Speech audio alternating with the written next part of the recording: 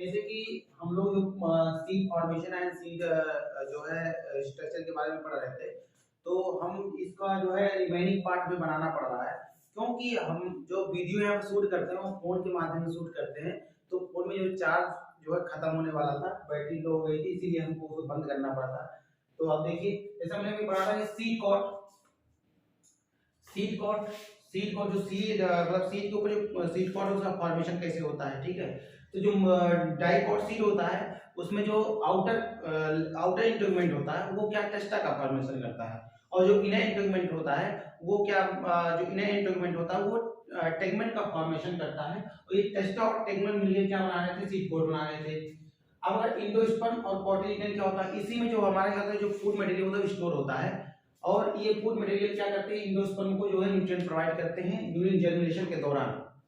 और ये अगर ये मोनोकॉट है तो इसमें इंडोस्पर्म होगा, और डाइकॉट है तो उस कोटिलिडन होगा, ठीक है। हमने एम्ब्रियो को पढ़ा था कि ये होता है एम्ब्रियोनल एक्सिस, ये होता है एम्ब्रियोनल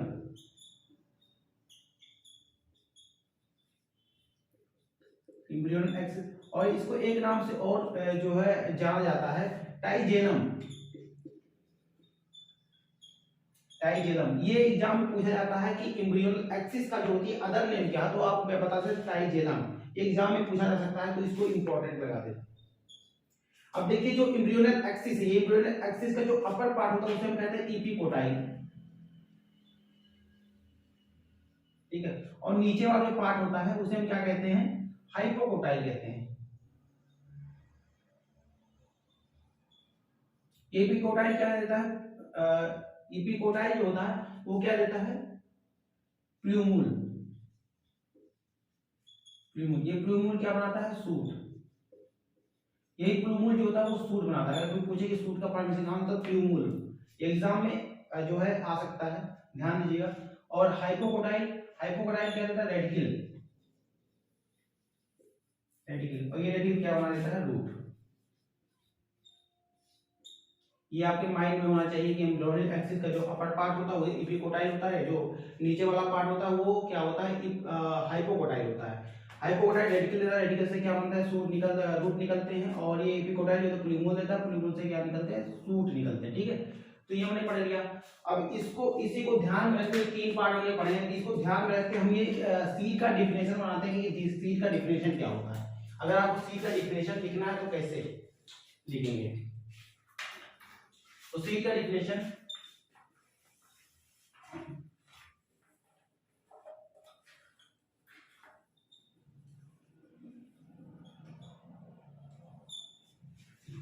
तो क्या seed, seed is a fertilised ovule. दोस्तों एग्जाम में ये भी पूछा जाता है कि सीड एक है, क्या है, फर्टिलाइज्ड ओव्यूल, ठीक है।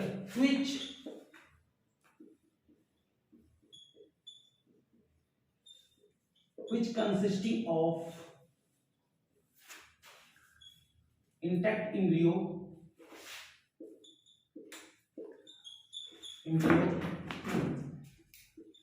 seed coat and stored food। अब ये स्टोर्ड फूड दो फॉर्म होता है, एक तो होता है इंडोस्पर्म, या तो इंडोस्पर्म होगा या कोटिलिडन में होगा। अगर मोनोपार्ट है तो इंडोस्पर्म होगा, डाइकॉट होगा तो डाइकॉट होगा कोटिलिडन में जो होता है आपका फूड मटेरियल स्टोर होगा। ये जो फूड मटेरियल यहाँ स्टोर होते हैं वो क्या न्यूट्रिएंट प्रोवाइड करते हैं, किसको, एम्ब्रियो को, ठीक है। उसके बाद which has Bible,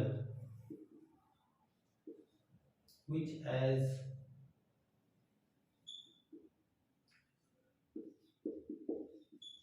Bible and has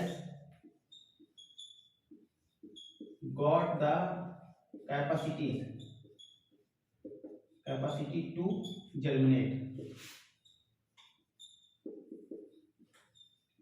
तो आपसे कोई पूछे कि सीड का डिफिनेशन क्या होता है, किस वे में हम दे सकते हैं, तो कहते हैं seed is a fertilised ovule which consisting of intact embryo, stored food and seed coat, and which is bevel and has the coat capacity to germinate, यानी उस सीड में जर्मिनेशन होने की क्षमता भी होनी चाहिए।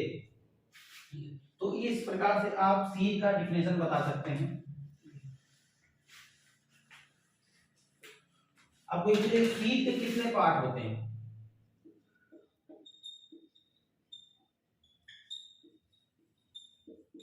ऑफ सीड, अगर दिया गया कि how many part of seed, seed के कितने पार्ट होते हैं, आपका ऑप्शन दे दिया गया 2, 3, 4 और 5। अगर ये दे दिया गया तो आप किस पे आंसर लगाएंगे। हमने बता दिया कि जो एक सीड होता है उसके सीड के जो 3 पार्ट होते हैं, एक होता है आपका सीड कोट होता है, ठीक है, इंडोस्पर्म होता है, या जिसमें स्टोर फूड होता है, स्टोर होता है फूड, इंडोस्पर्म होता है, या आपका कोटिलीडन होता है, और एक होता है आपका इम्ब्रियो होता है, ठीक है। तो अगर आपको लगाना तो यहाँ पे 3 लगाएंगे, क्योंकि एक सीड जो होता है उसके जो है में 3 पार्ट होते हैं। कौन कौन से होते हैं, सीड कोट, ये सीड कोट होता है, उसका वर्ड क्या होता है, प्रोटेक्ट करने का, प्रोटेक्ट, ये प्रोटेक्शन देता है, प्रोटेक्शन, इसका वर्ड क्या होता है, प्रोटेक्शन, प्रोटेक्शन का वर्क होता है, ठीक है। इंडोस्पर्म होता है, इंडोस्पर्म ये फूड स्टोर करता है, स्टोर करता है, और इंडोस्पर्म सॉरी सीड कोट हो गया, इंडोस्पर्म हो गया, और एक हो गया आपका इम्ब्रियो,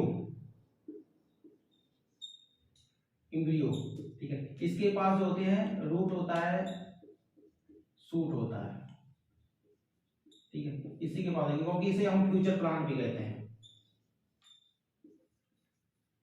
क्या कहते हैं, फ्यूचर प्लांट कहते हैं, ठीक है। तो ये आशा आपको सबको समझ में आया होगा। एक न्यूमेरिकल जो पूछा जाता है, न्यूमेरिकल ही कह सकते हैं उसको, देख लेते हैं उसको एक बार। हमने देखा था कि वहां पे जो गैमेट, 2 प्रकार के गैमेट थे, एक जो एक मेल गैमेट था वो इक से फ्यूज हो रहा था, जब इक से फ्यूज हो रहा था ये उसको हम फर्टिलाइजेशन कहते हैं, यानी इक से जब मेल गैमेट से फ्यूज हो रहा था तो फर्टिलाइजेशन हो रहा था, फर्टिलाइजेशन से आपका जाइगोट बनता था, जाइगोट से आपका एम्ब्रियो बनना था, और एम्ब्रियो से सीड बनना था, और सीड से क्या बनना था, फ्रूट, ठीक है। और जो सेकंड मेल गैमेट था वो सेकेंडरी न्यूक्लियस से जो था फ्यूज किया है, और क्या बना, इंडोस्पर्म, इंडोस्पर्म, और वो इंडोस्पर्म की जो प्लाइडी लेवल थी वो 3n थी। जैसे अगर आपसे कोई पूछ ले कि मेज में जो होता है, मेज में जो इंडोस्पर्म, मेज के जो इंडोस्पर्म होता है उसमें कितने क्रोमोसोम नंबर होते हैं, अगर कोई पूछ ले, और एग्जाम में कभी कोई पूछ लिया जाता है, तो मेज में पहले हमें जानना है कि कितने क्रोमोसोम नंबर होते हैं। मेज में जो क्रोमोसोम नंबर होते हैं वो 20 होते हैं, 2n = 20, और हमें इंडोस्पर्म में बताना है इसके इंडोस्पर्म क्या होता है, 3n होता है, ठीक है। तो इंडोस्पर्म में कितने क्रोमोसोम होते हैं, तो हम यहाँ से निकालेंगे, n = होता है 20/2, यहाँ पे 10 आ गया, यानी n = कितना आ गया, 10 आ गया, बस वैल्यू पुट कर दीजिए, 3 × 10, इसके इंडोस्पर्म में कितने क्रोमोसोम है, 30, ठीक है। एक और देख लेते हैं, पैडी का देख लेते हैं, इसमें 2n = कितना होता है, 24 होता है, n = कितना है, 24/2, 12 आ गया, ठीक है। अब यहाँ देखते हैं इसके इंडोस्पर्म में कितने होते हैं, तो 3 × 12 यानी 36, यानी इसके इंडोस्पर्म में कितने क्रोमोसोम होंगे, 36 होंगे, ठीक है। ठीक है दोस्तों, थैंक यू, मिलते हैं अगले वीडियो में, नेक्स्ट वीडियो में मिलेंगे।